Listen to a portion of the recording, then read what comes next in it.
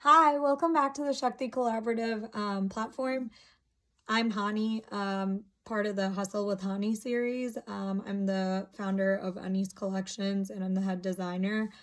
And I'm so glad to see you back here for my third post. So I just wanted to cover some quick things that we went through in this post and just maybe a little bit of additional advice that I may not have put in there. I can't believe we're 1,000 strong. I'm so proud of Shruti and Swati for everything they've done, and I can't wait to see it grow more. So I hope you all are doing well. So let's get started. So post 3 is pretty much about building a brand, which starts with your imagery, which starts with your social media, basically. Social media is a broad range of things. It includes like your website, your basically your presence to the customer. And so in this post, I touch on the website and the colors and the very preliminary stuff. I feel like your website's number one, and then the rest of your little things, because it is extremely important to have a website. So let's start there. The first thing you're gonna need is coming up with a name for your company, a name for your brand. You can register your company as one name when you legally register it, but operate in sort of a brand. Um, and what that means is your LLC name can be something, and then you just have to list that that is owned by your brand, if that makes sense. Um, so come up with a name. Ours is the same as what we registered with Ani's Collections. Simple, easy, easy to remember. Come up with a name that speaks to your identity, speaks to your brand, something you really like, because your name is one thing that it is extremely hard to change it once you do have customers. There are other things in this post that I will talk about that are easy to change, but your name is something that you pretty much can't change it without losing some recognizability. So that's one. Number 2 is to develop a mission statement, because that is what's going to tailor the rest of your branding. I did not do this when I started, and I have done 3 rebrands in the past 3 years. Now I have a mission statement. So that should tell you that start with a mission statement. It really helps. And things you can think about when you are thinking about your mission statement. What do I want people to think when they see this? Who is my ideal customer? What kind of money do I want to be making? What kind of things am I selling? All of those things will answer what kind of branding you need to have. For example, in my case, I'm selling high-end bridal clothing. My brand needs to be classy. My branding needs to be clean. My branding needs to be luxury. That's the sort of thing I'm getting at. Then you want to pick your colors. This is something that I would have some control over. I know you can hand this to a graphic designer, but there may be a color that you're really, really feeling for your brand, and your graphic designer may not suggest it. So the point to be noted is that this is yours. So take ownership of that part and develop a color palette that you like, and then that can be tweaked. So that's next. So at this point, we've talked about hiring a graphic designer, and while I do recommend it, I do think there are some things you should keep in mind. First of all, finding the right fit. So after going through so many rebrands, it's you need to know that you need to find someone that understands your vision, clear cut. And that's homework for you too, because you need to give them as much detail as you possibly can. If you don't give them detail and let them run with it, then you may not get what you want, and it's not their fault. So find the right fit and make sure you have a clear vision. Or if you don't, then make sure you are open to getting help with that, because there's no in between. There's either you have a clear vision and you need to communicate that to them, or you don't have a clear vision, but you're open to getting help, and that's okay. And so if they put pieces of their vision in it, then that should be okay.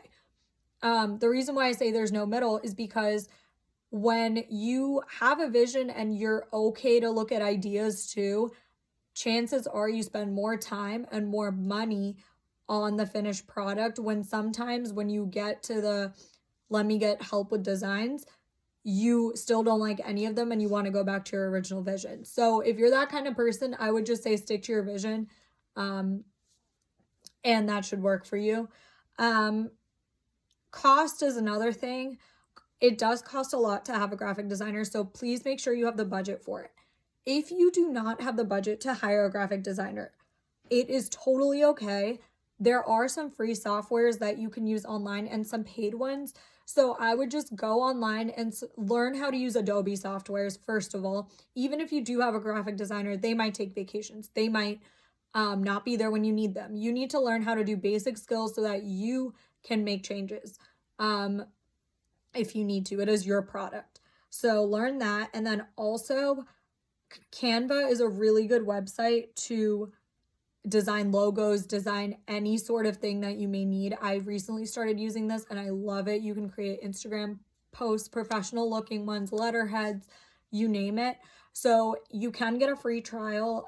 I don't know if it's 7 or 30 days, I forget, but and then it's a charge for the annual year, but it is worth it if you're not hiring a graphic designer or you don't have the budget to constantly contact a graphic designer besides for the big stuff. So designing your logo, again, you can work with a graphic designer, you can choose not to. Your logo is pretty important. So again, that's one thing that you can't change more than a few, I wouldn't change it more than a few times just because, again, that's part of your name. It's recognizable, so on. Creating your website. There's a few pages that you need to include when you create your website. There are 2 platforms that I have used in the past. I was on Wix. Now I'm on Squarespace. Both are great. Both are easy to use. Both are friendly. Wix lets you code. Squarespace is limited coding. But Squarespace is also extremely easy to customize and it links better with other platforms like payment apps, for example, blogs, and it looks a little bit cleaner. So up to you which one you'd like to use. But on your site, make sure you have a home page, about page for sure, contact you page, terms and conditions, which we talked about in the legal. That's extremely important. And if you choose to, a product page. You don't have to. It depends on your business. Finally, some of the print stuff that comes immediately after you've created sort of a initial brand is business cards and print materials that you may have made on Canva, your graphic designer may have made, whatever. So actually Canva lets you print off of them, but the 2 that I've used are Vistaprint and Moo. Specifically Moo for business cards and sort of luxury items, and then Vistaprint for posters, for pretty much anything. Both are incredibly affordable. They have coupon codes all the time, so I would highly recommend them. Moo does foil printing, which is really nice for a luxury clientele. And the point I want to end with is, if you're not happy with your branding, and it may take you a couple tries, the 2 things that you should just be mindful not to change are the name and the logo baseline, basically. Other than that, if you're not happy with your branding, just change it. Initially, when you start, you probably don't have that much, you've just gotten your footing in, you don't have that much traction, whatever. If 3 months from the day you start, you decide that, hey, I don't really like my branding, change it. It's fine. So many big brands have gone through rebranding, and so I don't really think it's something to be afraid of. You keep tweaking it till you get it right, and just be mindful of how you're spending your money, where you're spending your money, and how your budgeting works, so that when you are rebranding, can you do some things yourself? Can you make changes here and there? Just look at all of that before you decide to jump into a rebrand, because it is incredibly hard to launch a rebrand and have all the pieces fit correctly.